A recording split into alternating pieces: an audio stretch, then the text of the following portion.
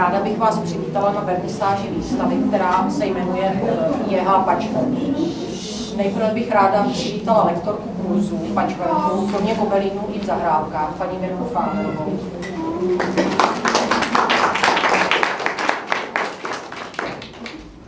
Organizátorku výtvarných dílen v zahrádkách a vedoucí tohoto zařízení, paní Marcelu Danielovou. Bývalou starostku zahrádek a vlastně zakladatelku dílen v zahrádkách paní doktorku Elišku Novotnou, která v současnosti působí na Fakultě managementu Vysoké školy ekonomické Praha.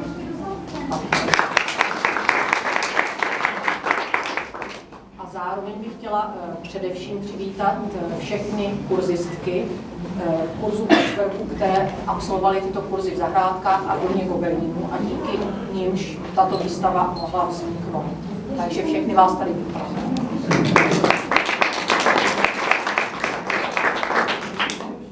Jsem velice ráda, že se hudebního doprovodu dnešního odpoledne ujala paní Kristýna Fajkusová se svými svěřenci základní umělecké školy Vítězslava Nováka a akordeonové oddělení základní umělecké školy. Vítám vás. Všichni uslyší. Já teď předám slovo paní Kristýně Fajkusové a na začátek vám zahraje její svěřenci.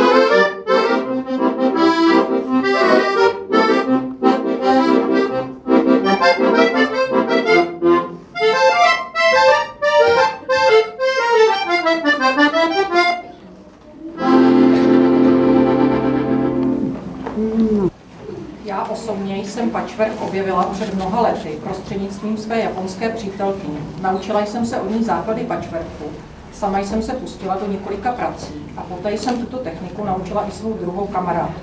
S ní jsme se přihlásili do kurzu patchworku v zahrádkách a zde jsem poznala lektorku Mirku Fáberovou. S ní jsme dále se setkávali profesně i osobně. Mirka Fáberová je sama velice kreativní, tvoří krásné klasické patchworky, deky, polštáře, přehozy, kabelky, ale pustila se i do volné tvorby, takzvaných art quiltů. Na tomto poli je také úspěšná. Zúčastnila se několika mezinárodních výstav a soutěží. V roce 2008 na festivalu Evropská křižovatka patchworku v Alsasku byla udělena prestižní cena Prix Bernina za práci s názvem Peří letících husí. Jednalo se o kombinovanou techniku batiky, aplikace patchworku a quiltování.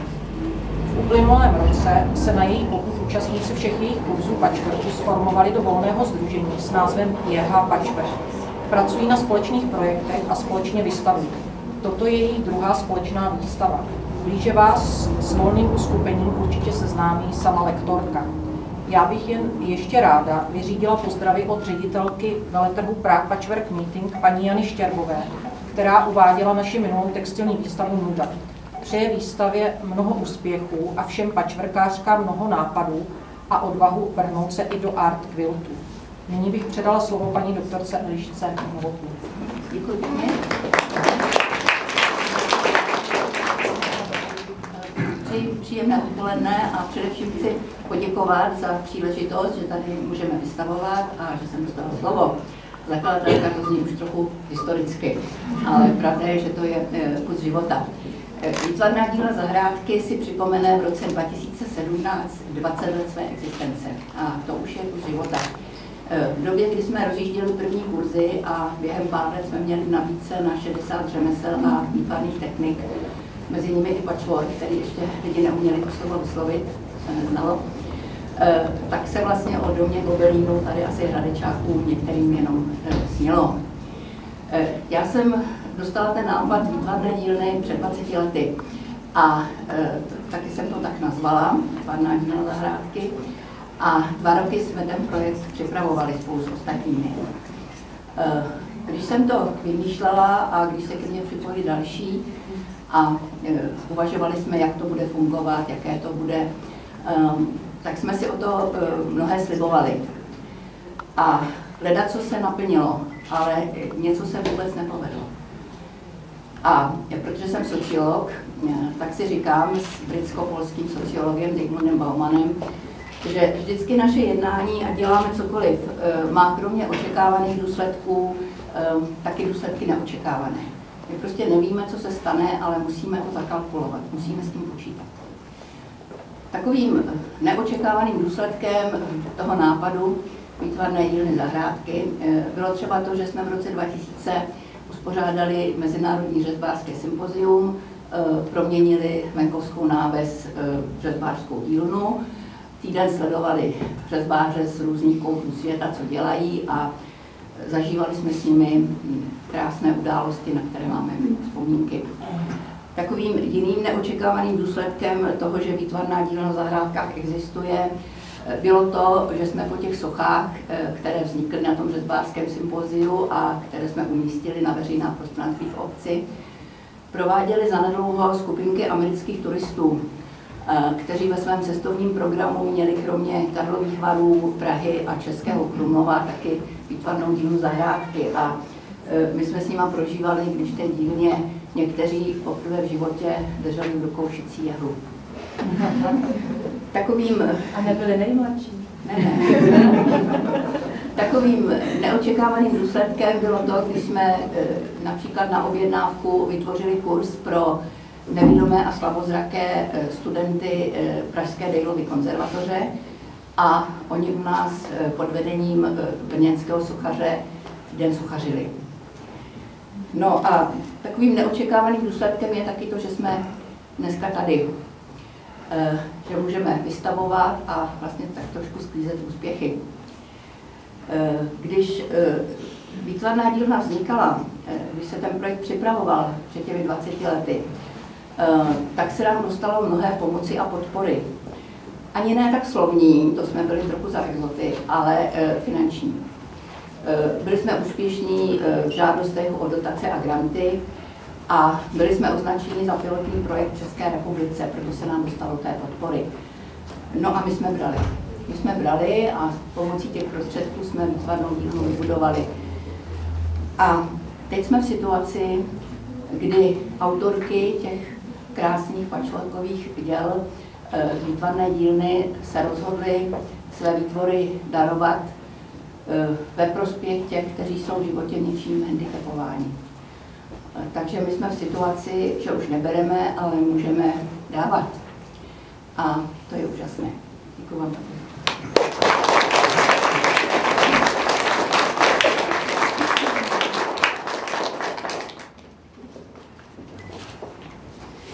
Předávám slovo paní lektorce kurzu Mirce Fábrové. Vážení hosté, milí přátelé a milé dámy patchworkářky, dovolte i mě, abych vás zde všechny přivítala jménem našeho volného uskupení žen JH Patchwork. Na úvod bych vám chtěla lehce nastínit, o čem patchwork a quilting je. Patchwork je textilní technika, při které sešíváním různobarevných a různotvarých kousků látek vznikají barevné bloky. Bloky se seskupují do větších celků a vzniká tak vrchní vrstva, jejímž spojením s vnitřní vatelínovou vrstvou a spodní podšívkovou vrstvou vzniká quilt. Ke spojení všech vrstev slouží quilting, což je ozdobné prošívání. Tyto textilní techniky se nejčastěji používají při výrobě dek, přehozů, polštářů, ubrusů, ale také jako textilní umělecká díla, takzvané art quilty. Členky našeho sdružení žijí nebo mají blízký vztah ke kraji mezi Dačicemi a Jindřichovým Hradcem. A scházíme se již řadu let ve Výtvarné dílně v Zahrádkách a od roku 2012 i zde v domě Gobelínů. A protože jsem uznala, že dozrál čas, abychom se svými pracemi mohli prezentovat na veřejnosti, připravili jsme pro vás tuto výstavu. Předešlá výstava maloformátových kviltů, organizovaná Gudrun Heinz, nám skýtá výjimečnou příležitost ke srovnání umělecky zpracovaného a užitého zpracování výtvarných textilních technik patchwork a quilting. Pro sérii výstav, kterou jsme zahájili na jaře v Městském muzeu a galerii Dačice a v příštím roce budeme pokračovat výstavou ve Státním zámku Třeboň, byly vytvořeny 3 společné projekty. Projekt Jablko, jehož výsledkem je album, ve kterém se všechny účastnice vypořádaly po svém s tématem Jablko. Je možné k nahlédnutí vchodu. Dále projekt Inch. Inch jako nejmenší možná míra, se kterou patchworkářky pracují, a touto technikou vznikl obraz, ten je tady lehce za rohem. A dále projekt Hvězda, který bude sloužit po skončení výstav k charitativním účelům. Deky budou věnovány do sociálních zařízení v rámci našeho okresu. Na společných projektech se podílelo a na výstavu svými pracemi přispělo 31 patchworkářek. A na závěr bych chtěla poděkovat paní ředitelce Škodové, že nám umožnila výstavu pořádat zde v domě Gobelínů. A dále bych chtěla poděkovat vám všem ženám, které jste se svými pracemi výstavy účastnili a na výstavu přispěli. A v neposlední řadě bych chtěla poděkovat našim rodinám, které s námi a naším náročným koníčkem mají velkou trpělivost. A vám všem chci poděkovat za pozornost. Děkuji.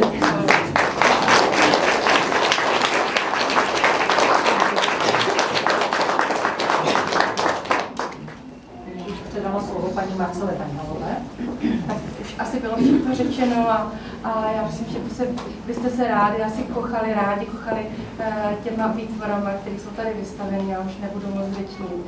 Já chci taky poděkovat za velkou účast, za to, že se nás tady sešlo hodně. Je to pro nás velký vyznamenání, moc si toho vážíme a ceníme, že jste přišli se za náma podívat. A abyste ještě dál svým známým řekli, jaká výstava je, a aby se přišli podívat. Takže děkuji paní ředitelce Škodový.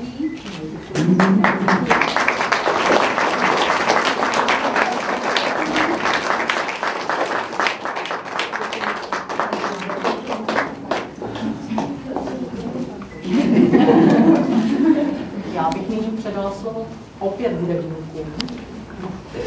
Tak ještě jednou si poslechnete akordeonové duo a tentokrát to bude skladba ve country.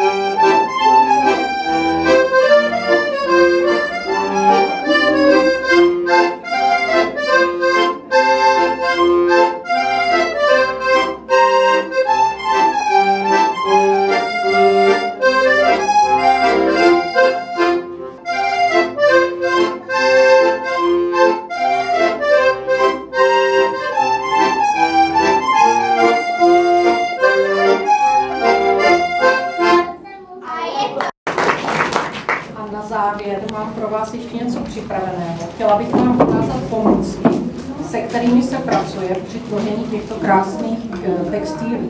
Samozřejmě, že je potřeba šicí stroj, ale můžete tvořit i pouze ručně. Ale hlavním pomocníkem je speciální gumová pobočka, která vypadá takto.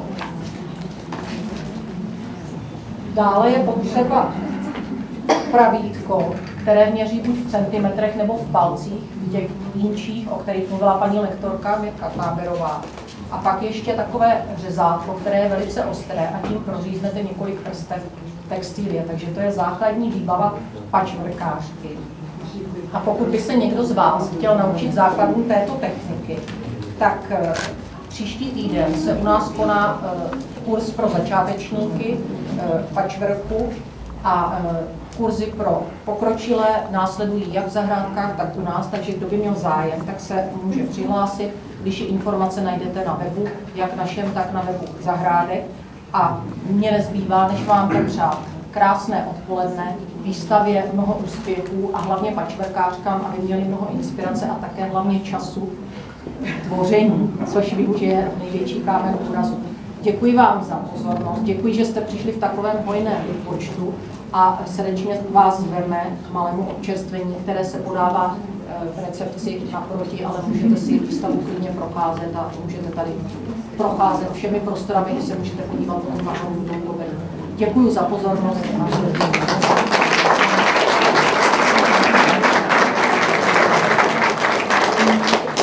Jedna malá poznámka, abychom nezapomněli. Rádi bychom udělali společnou fotografii všech patchworkářek. Takže abyste věděli, kdo se účastní výstavy. Takže možná, kdyby se vzadu sešli u těch patchworků a před nimi se vyfotili.